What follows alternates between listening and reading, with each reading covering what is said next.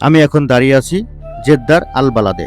আমার পায়ের নিচে ঠিক 10 ফুট নিচে আরেকটা শহর ঘুমিয়ে আছে, এমন এক শহর যেটা না থাকলে আজকের জেদ্দা কোনোদিনই তৈরি হতো না। আজ জানবো মরুভূমির মাঝে এই শহর কিভাবে 500 বছর ধরে টিকে আছে।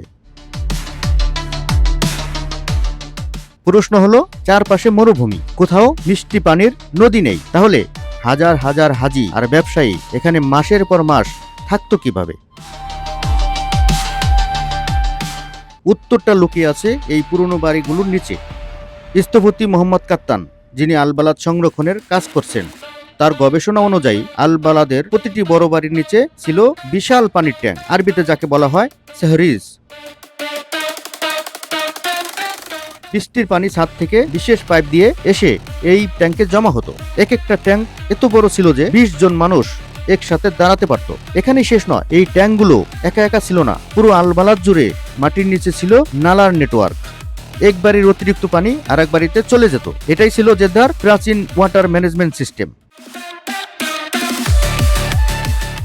আপনি যদি নাফিস হাউস মিউজিয়ামে যান, এখনো সেই বিশাল খালি ট্যাঙ্ক দেখতে পাবেন।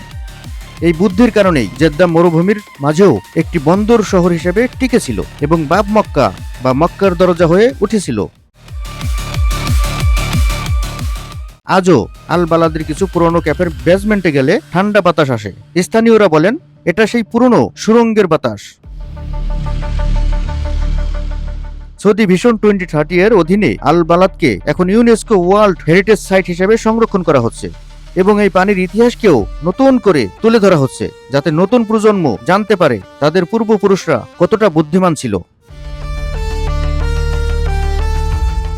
তাই জেদ্দা শুধু উপরে সুন্দর নয়, তার আসল ইঞ্জিনিয়ারিং বিস্ময় লুকিয়ে আছে মাটির নিচে।